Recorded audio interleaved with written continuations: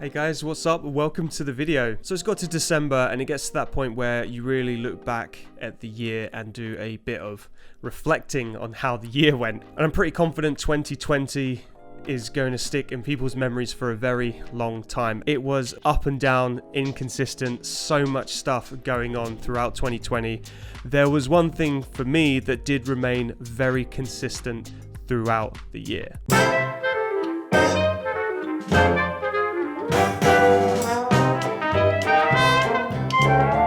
So I wanted to share my year in K-pop 2020 with you. I'm going to share some of the high points, and I think there was a few more lows this year, and I will be sharing those as well. January, I started the year on 4,700 subs. I dropped the Red Velvet Psycho reaction, and that was the highest performing video that I had to date. At this point, I had 29 finished K-pop songs that were being pitched, and 26 of them were written in 2019. Wrote on my Facebook wall that I will be hitting Asia in March, and if anyone has any suggestions, please let me know. Yeah, pretty unlucky that, wasn't it? Got more work done on my tattoo on my left arm sleeve. I got approached by Skillshare to do my first ever influencer video. After doing the SF9 Good Guy reaction, the following month I would actually meet one of the writers at a writing camp, which was really cool. February. This was when I got to experience my first ever songwriting camp, which was absolutely phenomenal.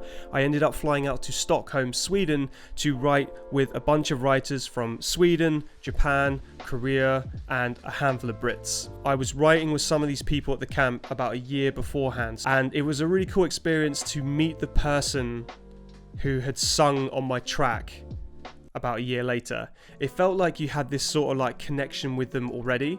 I remember before the camp, I was really nervous. Not only had I not flown to Stockholm, Sweden before, but it was also, I'd never been to a camp before, so I didn't know what to expect, and I felt like there was a lot of pressure on me to deliver really good tracks and sessions with people. If stuff could go wrong, or like the airline would lose my equipment, or equipment would break. Even though the internet is awesome and it's great communicating with everyone through social media and video, but meeting someone in person, there is no replacement for that at all. I made the 15 years of writing songs, this is what I would tell you video. The video got less views, which is understandable as it's not really much of a search term, but the amount of engagement I got after the video was one of the best that I've had. It did really well on Reddit, which was really surprising because Reddit's pretty unforgiving. So it's always an interesting balance with YouTube too. Not necessarily having loads of views is actually better. March, I started a Patreon, and my first video was the Likey by Twice analysis, which was really fun to do. Lockdown officially started in the UK. I have a few intolerances, and I actually have a hereditary stomach condition that I have to manage, and I felt that this would be a good chance to spend more time on my diet and focusing on health. Generally, it was in the back of my mind anyway, working from home and, sat in a chair all day. For some reason, I felt that it was more exaggerated now that lockdown had started. I read a great book, which I highly recommend, called Atomic Habits by James Clear. If you want to develop new habits and abolish bad habits, this is the perfect book for that. April. Now, I fully understand everyone's situation is different and people had a really tough time with the virus. One way that it really affected me is that I lost a lot of paid work. So this added way more pressure on me as well to find new work. I hit 10,000 subscribers in April, which was absolutely mind-blowing to me. It took 1 year and 4 months of consistently posting one video per week and sometimes more, testing new ideas out, getting the data back from YouTube, and then iterating and then trying again, and then I kept doing it and doing it. There's a few lessons I learned. The first point was be consistent. It's the simplest thing to do, yet it's super hard. The more I was putting videos out, the more people would return, the more people would trust you. Create videos people want to see. This was a really hard one for me because I used to put like 40 hours into a video, upload it, and then get about 500 views, which was absolutely crushing to see that. What I had to do was figure out, okay, what are videos people are searching for? I found a good balance of being able to give educational points, but also creating a video that people want to see and people that search. So the way I did it was to have reactions, because people search for that a lot, but then also doing it in a way that I could share information and education during the reaction video. One thing that really helped blow the channel up was to simply be one of the first people to release the reaction after the song had been released. you can't please everyone. I'm still struggling a bit with that now. I definitely had a good amount of positive comments, but I also get a smaller amount of hate and anger, which is all part of the fun, isn't it? May. I bought the book The Daily Stoic, absolutely amazing book and changed my life. It was after watching a bunch of PewDiePie videos where he talks about it. I highly recommend it as it really helps you level out your thinking. It just makes life a bit easier. I did my first League of Legends reaction video to Giants. The video actually flopped initially, it didn't do too well. Then after about 3 or 4 weeks, it just started to pick up views and actually just blow up. And it's actually still one of my most popular viewed videos of the year. I hope you who are watching can experience this feeling where you see a video just blow up. It's incredibly exciting. All the numbers going up, you're getting all the green percentages and data and arrows pointed upwards for everything.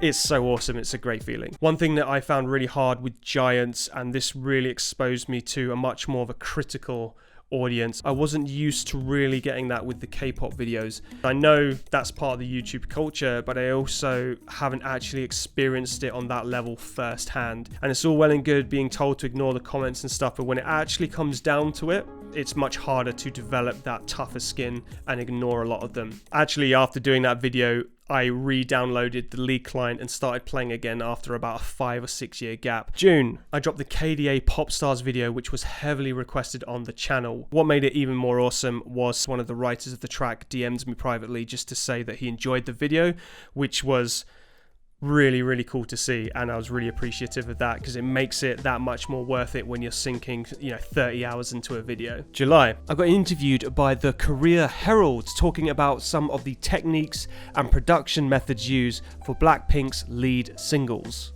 I had really bad burnout through July. I couldn't do anything for about a week. Yeah, not much happened really in July. I just had to stop.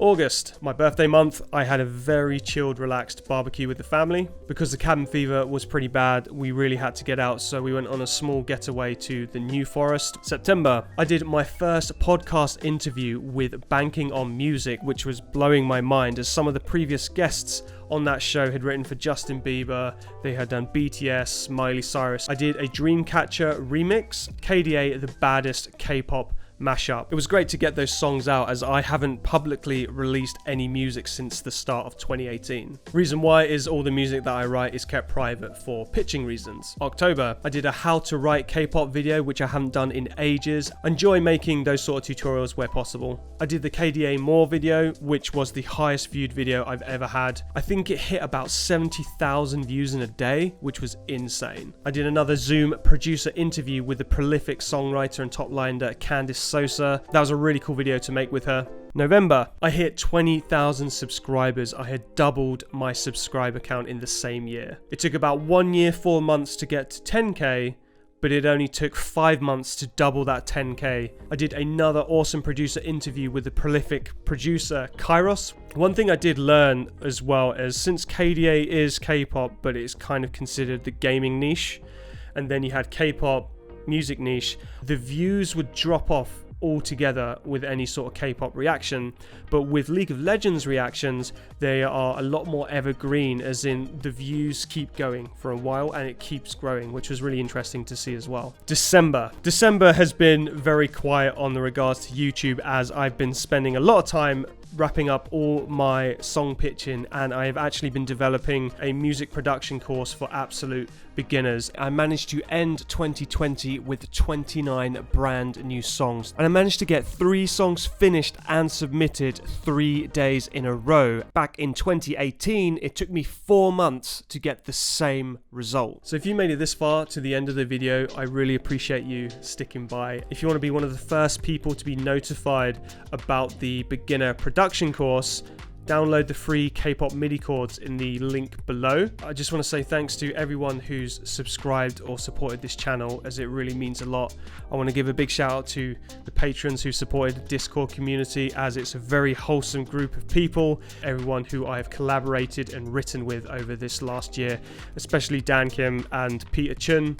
Drew, Sean, Phil, everyone. It's been amazing. Alex Mukala, who's been an incredible mentor for the YouTube channel. I'm looking forward to next year. I can't wait, to be honest. This year has been a challenge. I'm feeling a lot more optimistic and positive about 2021. And thanks again for all your support on this channel. It's been mind-blowing, absolutely mind-blowing.